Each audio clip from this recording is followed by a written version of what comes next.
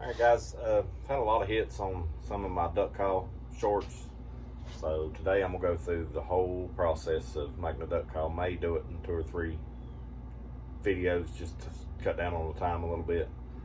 But I'm going to go through step by step what I do to build a duck call. So let's get started. Okay, so first off, this is a piece of red cedar. It's just a piece I've been wanting to play with. It's finally dried out enough to use. So I'm gonna cut the barrel first, and I cut the barrel at 3 1/4 inches. So just mark 3 1/4. I'll cut it.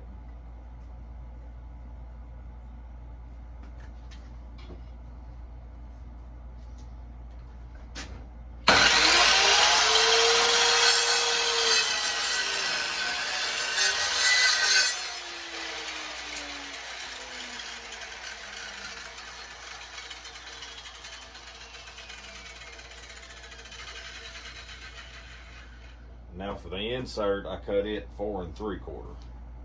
So let's go ahead and cut it out.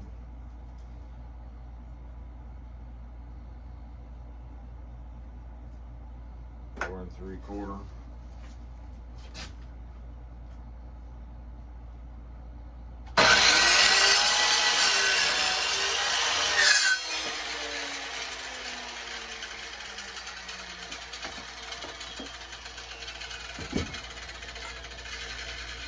So there's the wood for our duck call that we're going to make today. This is the barrel, this is the insert. Got some pretty color in it. We'll see how it turns out. Alright, so I'll take you over to the lathe now and we'll get started turning. Okay, so I've got the barrel chucked up. It's just on a plate, screwed into the back. Got my live center pushed up against it. So I'm just going to turn it down far enough to get it in my Nova chuck. This is a Nova, or the Supernova 2. They're pretty good chucks. So we'll get this turned down just far enough to go on it, and then we'll go from there.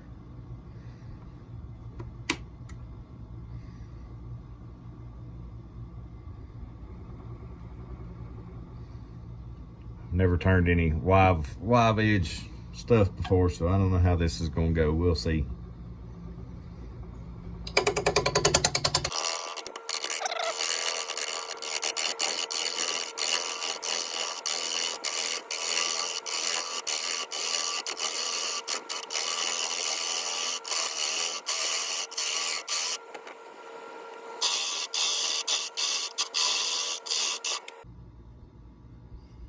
Oh yeah, that's turning out pretty good.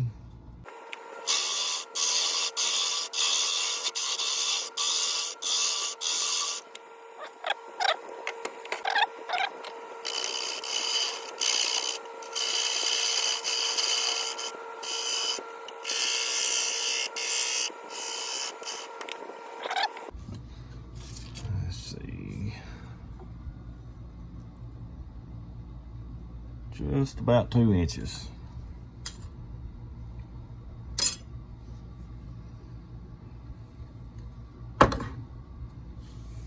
So I'll get the chuck switched over and put it back in, and we'll go from there.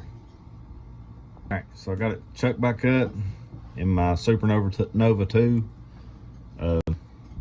We'll finish turning it down. Y'all may have better ways of doing things. I'm kind of self-taught, so this is just what I come up with. It works best for me. Some of the things that I do are probably unorthodox, but it's just what works for me. So y'all just, and it don't really matter. I mean, as long as you get the job done, however you can come up with to do it, what works for you may not work for the next guy. But if it works for you, that's all that matters. So let's go ahead and get this turned down, and then I'll show you the next process.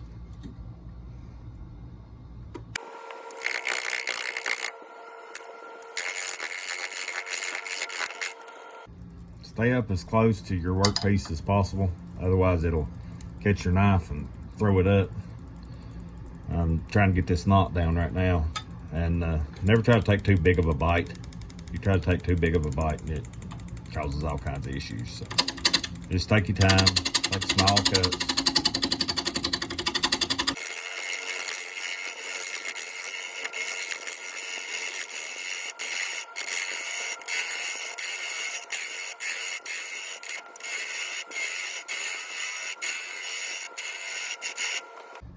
Now, I like carbide.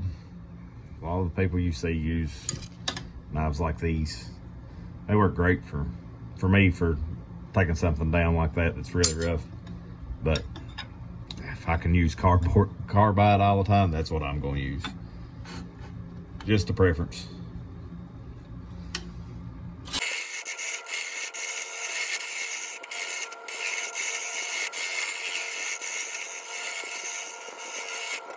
Alright, so that's got it pretty close. So I'll take a lot of this down where that's, you can see where that spot right there, that's where I'd have my screw run in on my plate. So a lot of this will get cut down. See, I got one here and one there. But we'll go ahead and drill a hole in it. And then once we get our hole drilled, then we can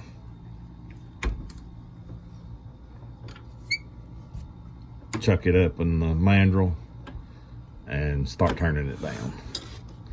So we'll go ahead and drill a hole in it. I'm gonna do that off camera, but I will do it in the lathe, and I just use a 5/8 drill bit and drill my hole all the way through. So I'll do that off camera, and then I will be back here in just a minute.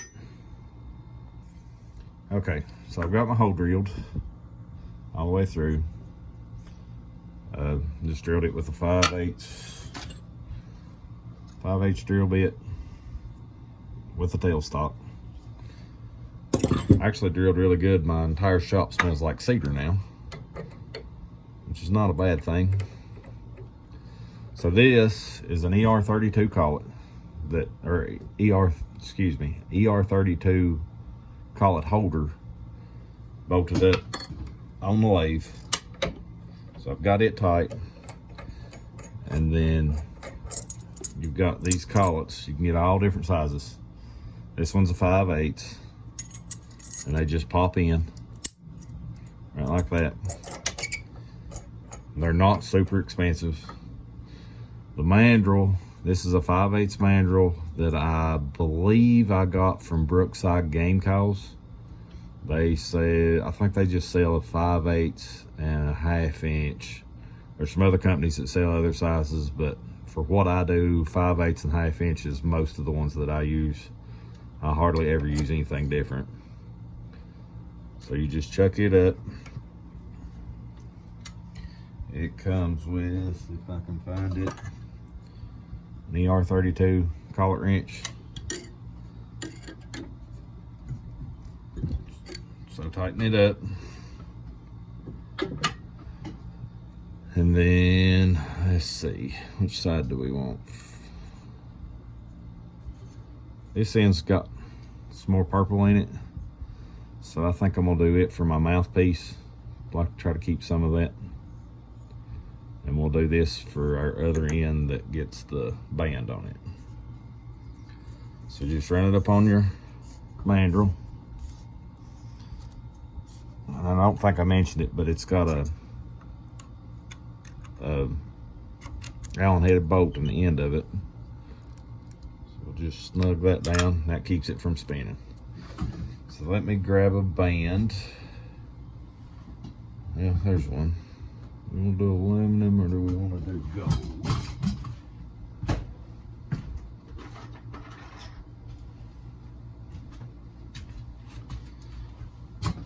I've got another video on YouTube that shows how to cut these bands. It's a whole lot cheaper than buying them. I'm gonna go gold or silver. I think I like the gold a little better, so let's just go with it. So what I do is just lay it up there where the end of it is, make you a mark. That'll be close. By the time I face the end of it off, that'll be good. Let's turn the lathe on.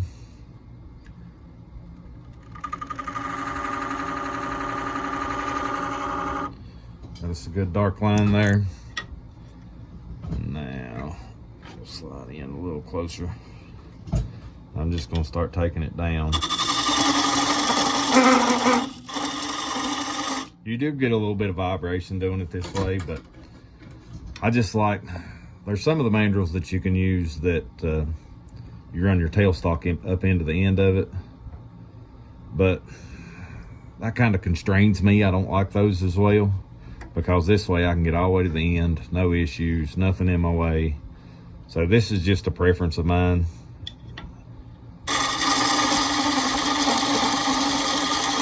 If you'll take slow cuts, you'll knock down a lot of that vibration. So all I'm trying to do right now is just get it down far enough to get my ring on.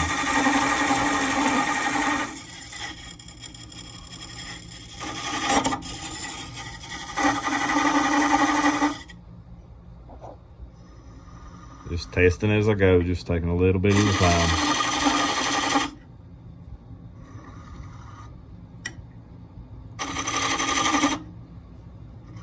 Really close now.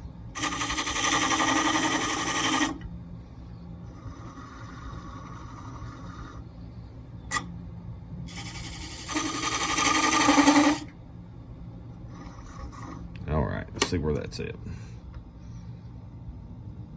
Still a little bit tight, but we'll take it all down and then we'll try to get it on there.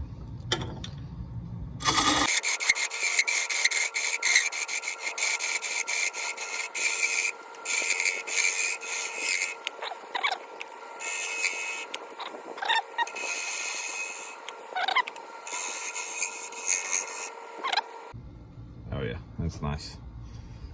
So now something I like to do, I always put just a little bevel right there on the end, because my insert will go in this side. So if you put just a little bit of just a little bevel, it helps your insert seat up really good. I don't use O-rings, I just do a kind of like a compression fit.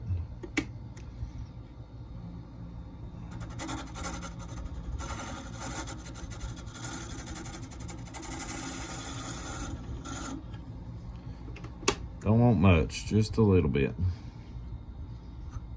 That should work good. Still need just a little bit off the end.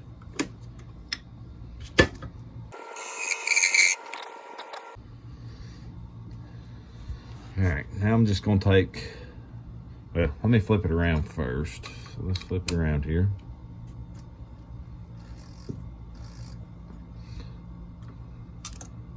When I pull it off,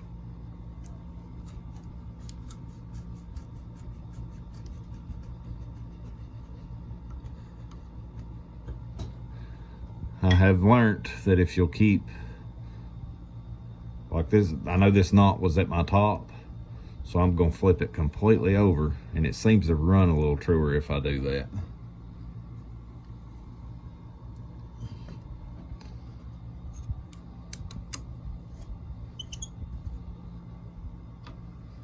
So let's see. Yeah, that's good. What I'm talking about running true is this ring back here. This is still a little wobbly, but I'll fix all of it once I start turning, but that ring's really close. If you turn it one way or the other, you may get some, it may lope a little worse.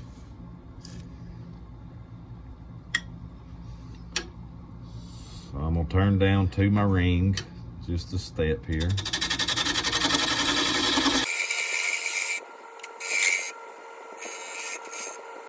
So now all I done there is just turned a little step down level with the top of this ring. It's kind of hard for y'all to see on camera. So now I'm just gonna start working on my shape.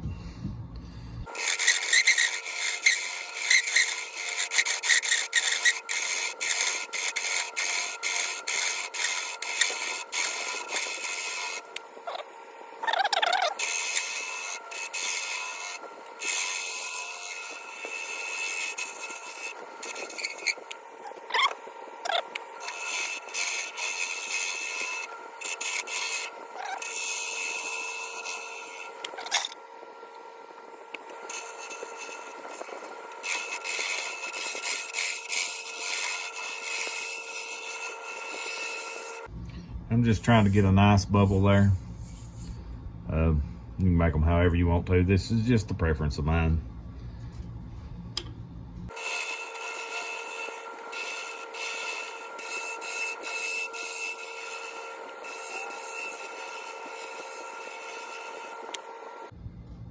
Lots of character in that one.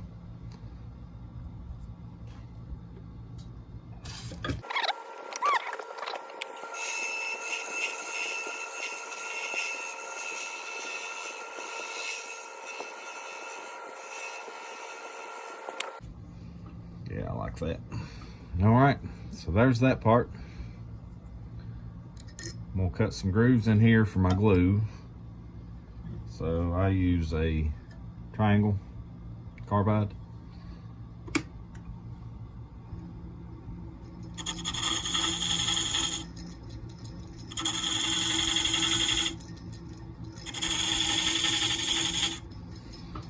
And all that's for is so when I put my glue in it, it helps hold that ring on a little better.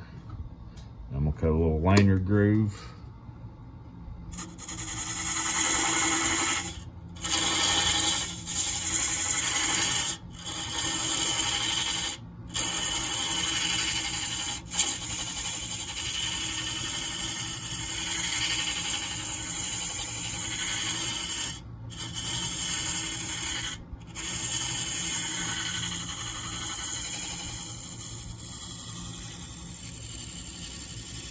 Blend that line a little bit. Take this one and knock that burr off.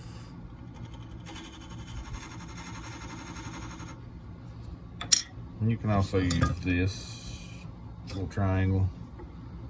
Just kind of feather that in a little bit.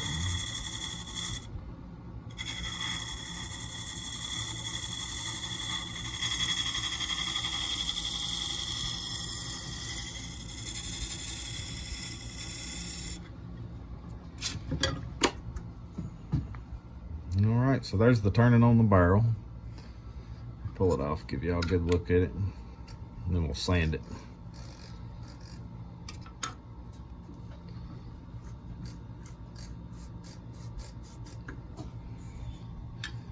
So that's the barrel for the duck call.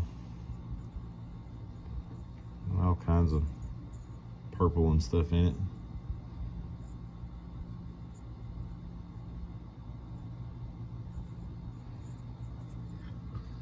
So I'm gonna pull that ring off, we'll put it back on, and we'll sand it right quick. Pull this out of the way. I'll start with just a 220 grit, just dry sandpaper.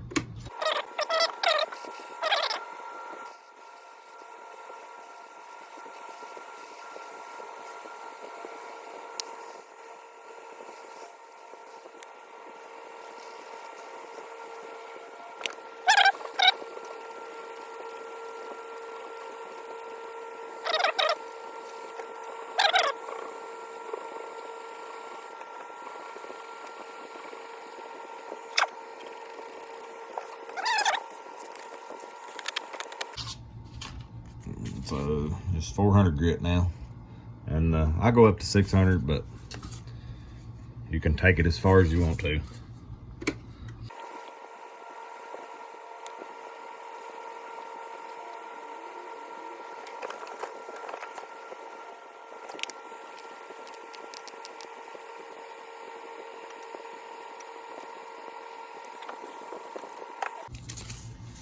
On to 600 grit.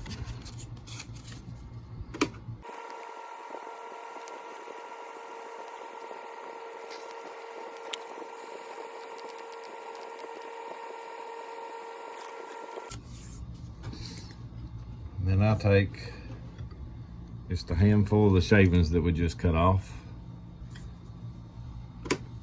Turn the lathe back on.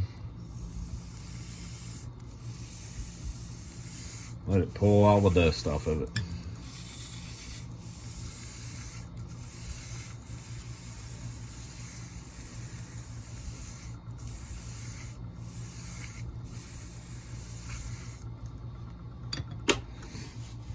there it is.